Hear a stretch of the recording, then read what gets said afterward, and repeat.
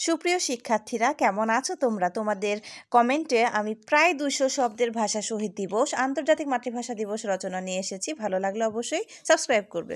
ভূমিকা: ইতিহাসের পাতায় স্বর্ণাক্ষরে লেখা এক অমর দিন 21শে ফেব্রুয়ারি। ভাষার জন্য প্রাণ উৎসর্গকারী শহীদদের রক্তে রঞ্জিত এই দিন আমাদের জাতিসত্তার প্রতীক। ভাষা আন্দোলনের সূচনা: 1947 সালে পাকিস্তান রাষ্ট্র প্রতিষ্ঠার পর উর্দুকে একমাত্র রাষ্ট্রভাষা হিসেবে চাপিয়ে দেওয়া হয়। বাংলাভাষী মানুষের বিরুদ্ধে রুখে দাঁড়ায়।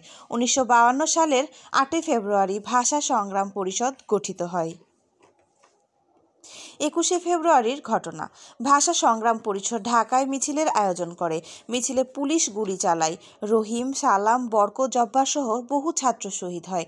তাদের রক্তে ভেসে যায় ঢাকার রাস্তাঘাট। ভাষা আন্দোলনের প্রভাব: ভাষা আন্দোলন শুধু ভাষার জন্য আন্দোলন ছিল না, এটি ছিল আত্মনিয়ন্ত্রণের আন্দোলন। এই আন্দোলন বাংলাদেশের স্বাধীনতা যুদ্ধের ভিত্তি স্থাপন করে।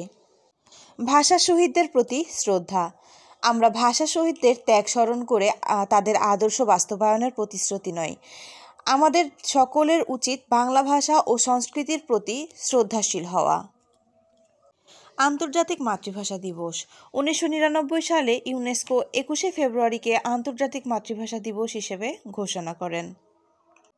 গুরুত্ব: মাতৃভাষা আমাদের অস্তিত্বের ভিত্তি।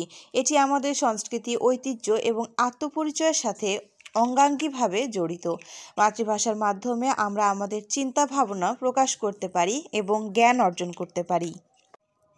উপসংহার: 21শে ফেব্রুয়ারি শুধু একটি দিন নয়, এটি একটি চেতনা। এই চেতনার আলোয় আমাদের এগিয়ে যেতে হবে। যদি আমার ভিডিওটি আপনাদের ভালো লেগে থাকে, অবশ্যই লাইক করে এবং সাবস্ক্রাইব করে আমার পাশে থাকবেন এবং কেমন হয়েছে এবং আপনাদের কি প্রয়োজন অবশ্যই কমেন্ট করে জানাবেন। ধন্যবাদ। দেখা হবে নেক্সট ক্লাসে।